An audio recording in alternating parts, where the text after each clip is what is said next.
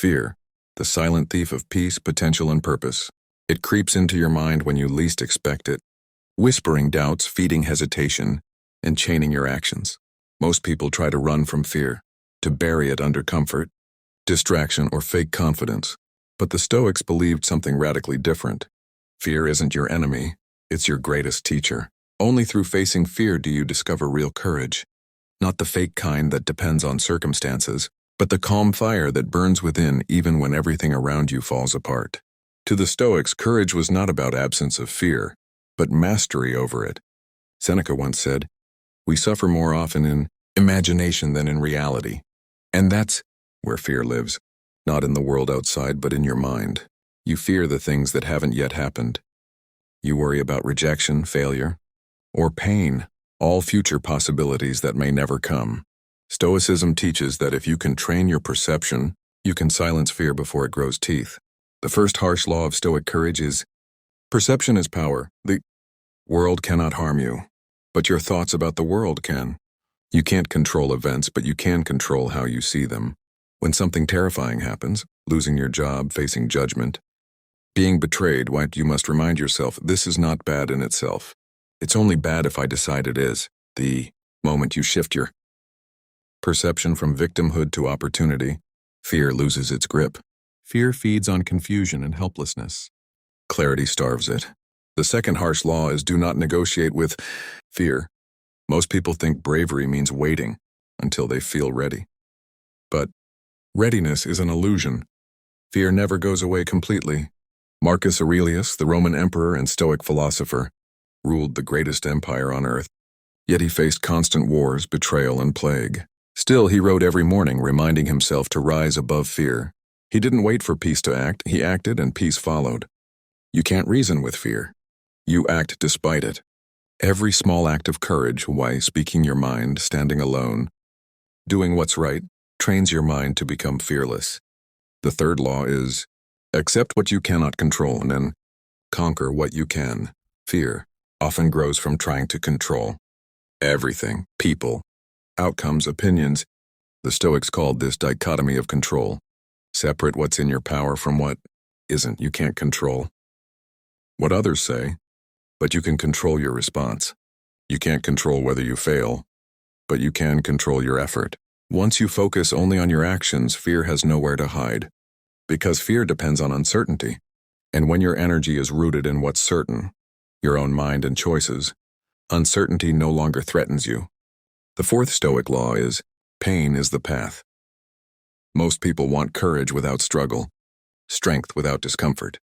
But the Stoics believe that courage is built through voluntary exposure to difficulty.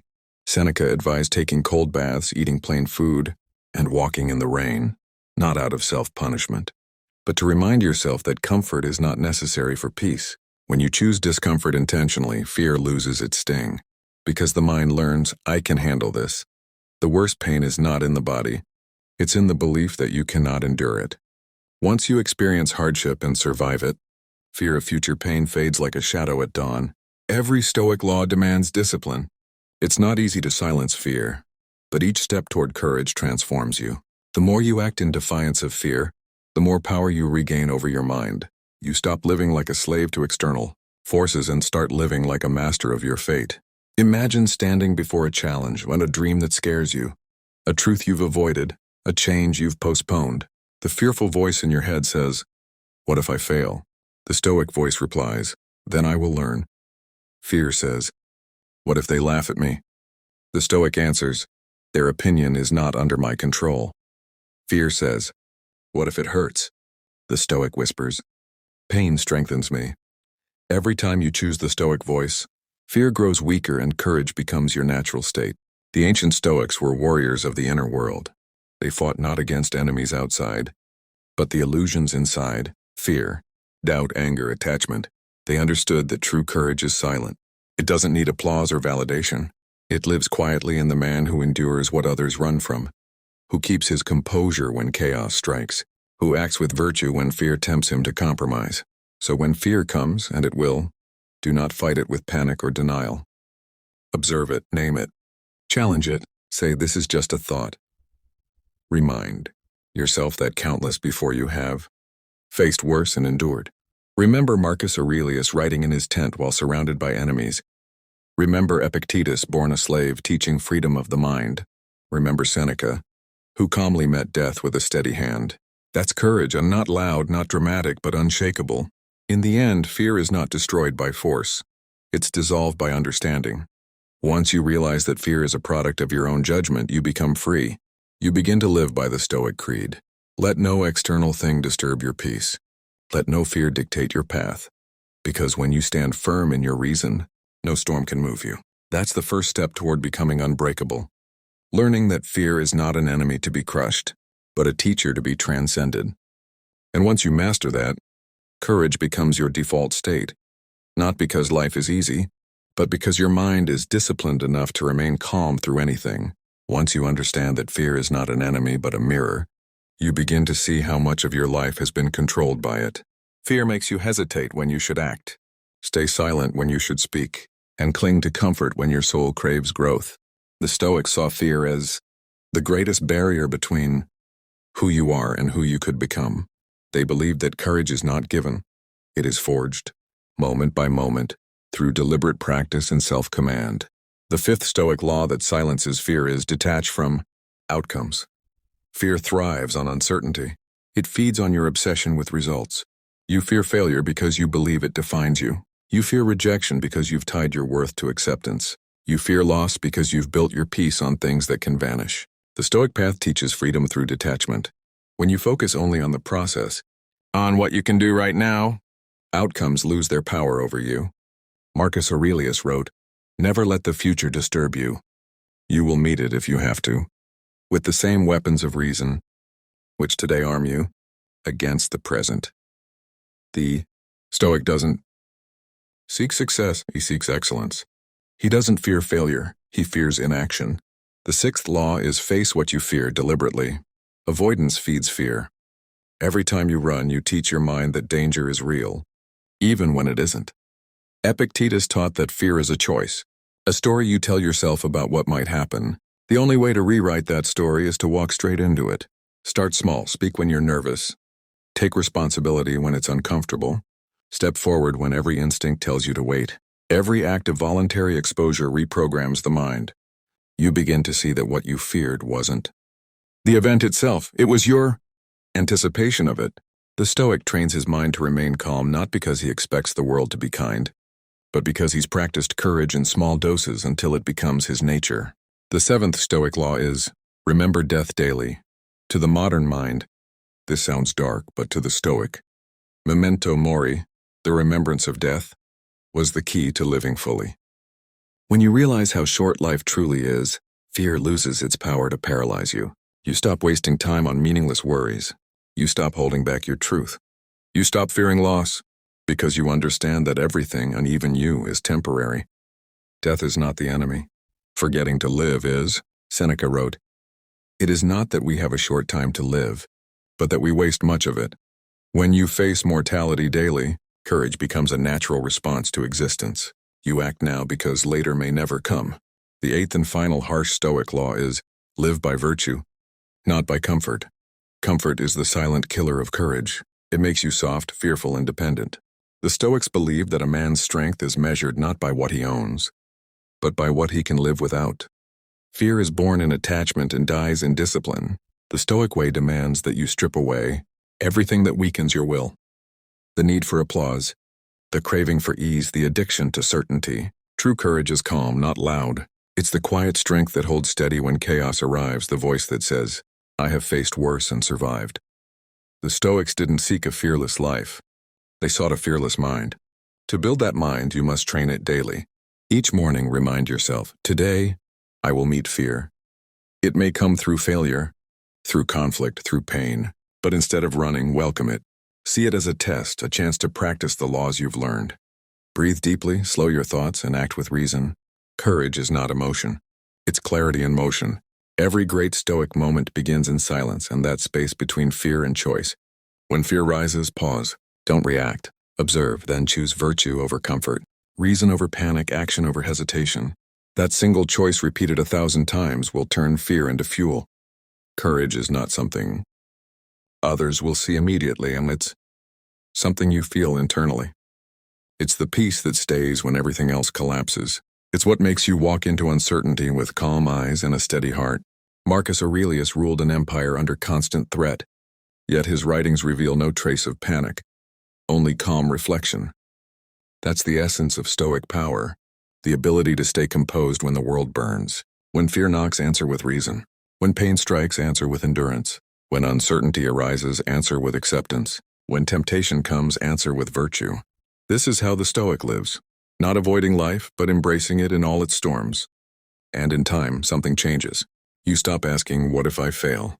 and start saying, "Let it come." You stop fearing loss because you've learned to live without guarantees. You stop seeking comfort because you've discovered something far greater, peace that doesn't depend on circumstances. That's when you realize what the Stoics meant by freedom. Not the ability to do whatever you want, but the ability to remain unshaken no matter what happens. Fear still visits you, but it no longer commands you. You feel it, acknowledge it, and walk forward anyway. Because courage isn't the absence of fear. It's the decision that fear will no longer decide your fate. And once that decision becomes permanent, you've truly understood the Stoic path. To stand tall in the face of life itself, come unbreakable and free. Once you begin living by the Stoic laws, something profound starts to happen inside you. A quiet transformation. Fear no longer controls your reactions, and courage stops being a momentary spark. It becomes a steady flame that guides how you live, how you speak, and how you handle the world. The Stoics never promised a life without challenges. They promised mastery. Mastery over the emotions that make most people weak, restless, or desperate for escape. True Stoic courage is not about heroic gestures or public victories. It's about how you act when no one is watching. It's about how you respond when life hits hard, when plans collapse, when people betray you, when your heart breaks. The ordinary person seeks comfort. The Stoic seeks composure. The ordinary person fears what's uncertain. The Stoic learns to walk confidently into it. The first transformation that comes from Stoic courage is emotional control. When you face fear with logic and discipline, you begin to master all other emotions too. Anger fades because you no longer react impulsively. Anxiety softens because you no longer cling to control. Even sadness becomes manageable because you've accepted that pain is a part of life, not a punishment. Marcus Aurelius said, "If you are distressed by anything external, the pain is not due to the thing itself, but to your estimate of it. And this you have the power to revoke at any moment." That's Stoic power, realizing that nothing can disturb you without your permission. The second transformation is mental strength through adversity. Once you stop running from discomfort, you become unstoppable. The Stoics believed that adversity was not a curse but a forge. Just as fire strengthens steel, hardship strengthens the soul. Epictetus was born a slave, crippled in body but free in mind. He taught that no man can enslave one who governs his thoughts. When life tests you, the Stoic mind asks not, "Why me?" but "What can I learn from this?" That single question turns every obstacle into fuel for growth. The third transformation is detachment from external validation. Most fear comes from the opinions of others. Fear of judgment, rejection, or ridicule. But the Stoic knows that another person's opinion is beyond his control, and therefore meaningless to his peace. When you stop performing for approval, your courage becomes pure. You act not because it's easy, but because it's right. You speak truth even when it's unpopular. You stay grounded when others panic. You no longer need applause because your approval comes from within. Then comes inner stillness. A Stoic who has faced his fears and conquered attachment walks through life like a calm sea, deep, silent, and powerful. His calm isn't fake. It's the calm that comes from knowing that whatever happens, he will endure. He doesn't chase peace. He is peace. In a world obsessed with reaction, he lives through reflection. Fear cannot survive in a mind that moves slowly, thinks deeply, and acts with reason. The fifth transformation is freedom from illusion. Fear is often born from false stories and imagined futures, exaggerated threats and mental noise. The Stoic way clears those illusions by forcing you to look at life as it truly is. Temporary, unpredictable, but entirely survivable. Once you accept impermanence, you stop fearing it. The Stoics faced death daily not because they were morbid, but because it kept them awake, alive to the moment. You begin to see that every breath is a gift, every trial an opportunity, every moment a chance to practice virtue. Living this way changes not only how you handle fear, but how you move through the world. You stop wasting time on trivial arguments. Stop chasing empty victories. Stop letting other people's chaos become your own. You carry yourself differently, not arrogant, but assured. Your silence becomes your strength. Your calmness becomes your shield. You realize that courage is not loud. It's disciplined composure under pressure. People around you will sense it. They'll wonder why nothing shakes you. They'll mistake your calm for coldness, not knowing that it's actually control. The Stoic doesn't need to prove his power. His presence proves it for him. While others panic, he plans. While others complain, he adapts. While others quit, he endures. And slowly, fear transforms into respect. Not from others, but from yourself. You begin to respect the person you've become. Someone who stands tall when life bends others. Someone who doesn't react to every noise. Someone who has mastered himself. That self-respect is the highest form of peace. In the end, Stoicism is not about suppressing emotion or pretending to be invincible. It's about balance, the ability to feel deeply but act wisely. Fear may still visit you, but now you welcome it as a reminder that you are alive, that there is still something worth fighting for. Courage doesn't mean you don't tremble. It means you move forward while trembling. So when fear knocks again, open the door. Thank it for testing you. Let it sit for a while and then calmly show it the way out. Because you have learned what the Stoics knew all along, that fear is not your master. It's your shadow, and the man who stands in light will always cast his shadow behind him. That's the Stoic path, and to live without retreat, without dependency, without despair, to rise every morning with peace in your chest and purpose in your steps, to know that while the world may never be easy, your mind can always remain steady. That is what it means to live fearlessly, not by escaping fear, but by walking through it with unshakable calm. By now you understand what the Stoics believed about fear, that it's not a curse but a call to strength. You've learned that courage isn't a sudden burst of confidence, but a quiet discipline that grows through deliberate practice. But knowledge alone isn't transformation. The Stoics weren't philosophers of words, they were philosophers of action. Their teachings were meant to be lived, not just studied. So this final section is about turning those Stoic laws into habits, daily rituals that build unshakable courage. Inner calm and clarity of purpose. The first practice is the morning preparation. Marcus Aurelius began each day reminding himself of one truth. The world would test him. Today I will meet interference. Ingratitude, arrogance, deceit, jealousy, and selfishness, he wrote in his journal. This wasn't negativity, it was preparation. You must start each morning with that same awareness. Tell yourself, today I will meet fear, pain, and challenge, and I will remain calm. This simple reflection disarms fear before the day even begins. It reminds you that nothing external can truly disturb your peace unless you allow it. The second practice is voluntary discomfort. Every day, do at least one thing that tests your comfort. It could be as small as taking a cold shower, walking instead of driving, fasting for a few hours, or tackling a task you've been avoiding. The goal isn't punishment, it's liberation. Each act of voluntary hardship teaches your mind, I can handle this. The Stoics believed that courage grows through exposure, not avoidance. When you train your body and mind to withstand difficulty willingly, you build a confidence that no comfort can provide. The third practice is the pause before reaction. Fear and anger both thrive on speed. The faster you react, the less control you have. So make silence your first weapon. When something happens that shakes you, criticism, failure, uncertainty, pause, breathe, observe your thoughts as if they belong to someone else. Then ask yourself, is this within my control? If it is, act with discipline. If it isn't, let it go. This single habit separates the weak from the wise. You stop being a victim of emotion and become a strategist of reason. The fourth practice is negative visualization. It may sound grim, but it's one of Stoicism's most powerful tools. Imagine losing what you love, your health, your job, your possessions, even the people close to you, not to create sadness, but to awaken gratitude and perspective. Seneca said, he robs present ills of their power who has perceived their coming beforehand. When you rehearse loss in your mind, you stop fearing it. You learn to appreciate what you have now and to stay calm if it ever disappears. That's not pessimism, that's mental armor. The fifth practice is nightly reflection. The Stoics treated each night as a quiet audit of the soul. Before sleep, review your day. Where did fear control me? Where did I act with courage? What can I do better tomorrow? No judgment, just awareness. Seneca advised that each night we should call ourselves to account. This practice keeps your courage sharp. It reminds you that progress isn't measured in words or wishes, but in your daily actions.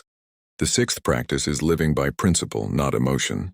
Choose your values: honesty, courage, discipline, humility, and make them your compass. When fear arises, act according to principle, not impulse. Ask yourself, what would a wise man do right now? Then do it, even if it hurts. The Stoics believed that virtue is its own reward. When your actions align with your values, fear loses its power, because nothing external can shame or shake you. The seventh practice is memento mori, remembering death. Keep a daily reminder that life is temporary. You don't have time to waste on fear, hesitation, or petty concerns. Each moment you spend worrying is a moment you'll never get back. Instead, let death sharpen your courage. When you realize that every day could be your last, you stop delaying truth, love, and purpose. You speak your mind, you pursue your vision. You act now because waiting is the greatest risk of all. The final practice is service to something greater than yourself. The Stoics didn't pursue courage just to feel powerful. They pursued it to live rightly. True courage comes from serving a higher purpose, your duty, your principles, your people. When your mission is greater than your fear, fear becomes irrelevant. Marcus Aurelius wrote, "Waste no more time arguing what a good man should be. Be one." Courage isn't built in isolation. It's proven in how you serve, protect, and uplift others. Each of these daily disciplines strengthens a different muscle of the mind: patience, endurance, detachment, resilience, purpose.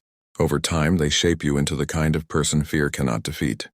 Not because you stop feeling it, but because you stop obeying it. You become your own master, steady in storms, calm under attack, clear in confusion. This is the Stoics' victory. Not comfort, not applause, but inner freedom. You no longer live reactively, driven by fear or desire. You act from reason, guided by virtue. You stop needing the world to be easy and instead train yourself to be strong. And one day you'll notice that what once terrified you now feels small.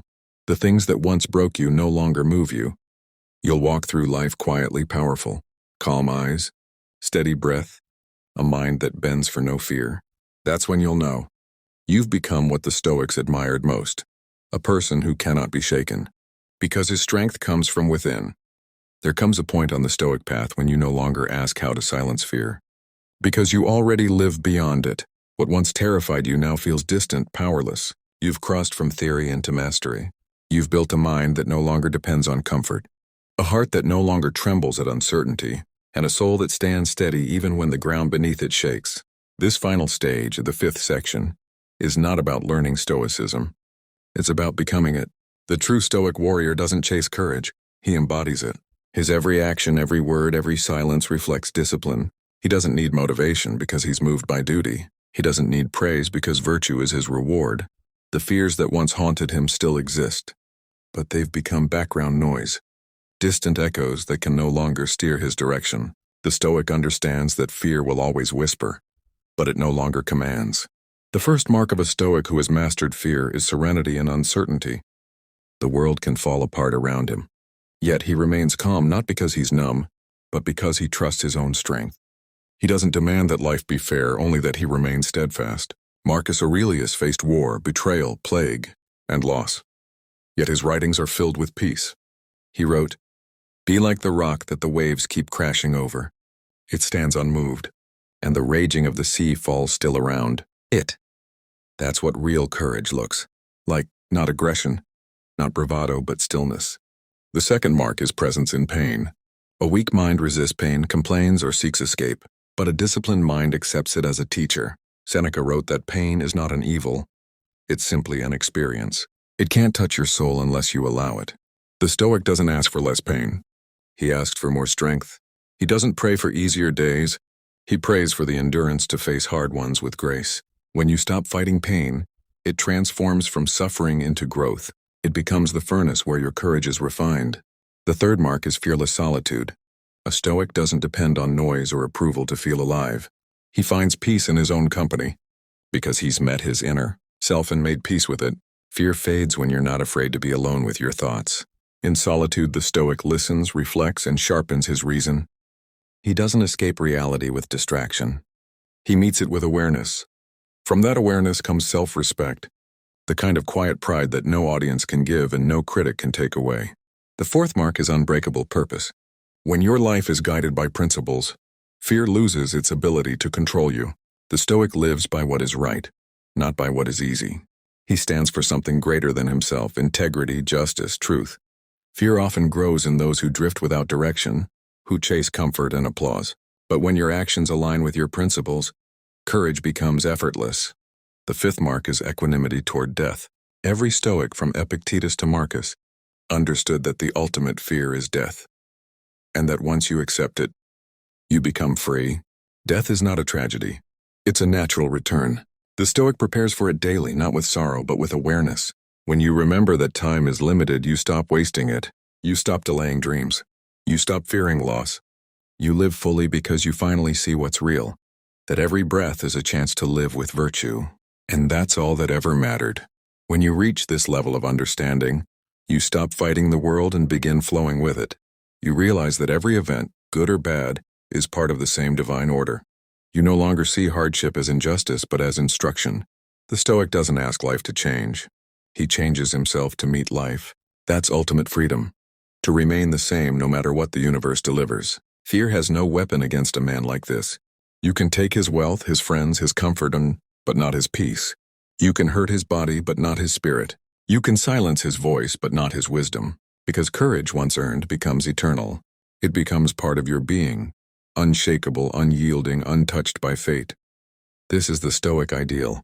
A person who walks calmly through storms, who remains kind in cruelty, and who chooses reason over rage, patience over panic, discipline over desire. Someone who no longer fears loss, because he understands that nothing essential can ever be taken from him. The Stoic doesn't seek escape from life. He seeks mastery within it. He lives each day as if it were both his first and his last, curious, humble, alert, and brave.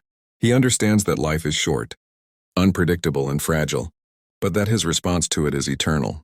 That's the essence of Stoic courage, not to conquer the world, but to conquer yourself. So when fear returns, as it always does, and smile at it, it's only a test to remind you of your strength. You've walked through darkness before. You can do it again. Each time you face fear, you refine your spirit. Each time you act with courage, you strengthen your peace. The Stoic's life is not easy, but it is powerful. Because while others chase security, he practices resilience. While others react, he reflects. While others are ruled by emotion, he is guided by reason. And in that difference lies true greatness. Fear ends where understanding begins. And when you finally understand, truly understand, that nothing external can touch the soul that governs itself, you become untouchable. You become what the Stoics aspired to be: calm in chaos, grounded in truth, and fearless before fate.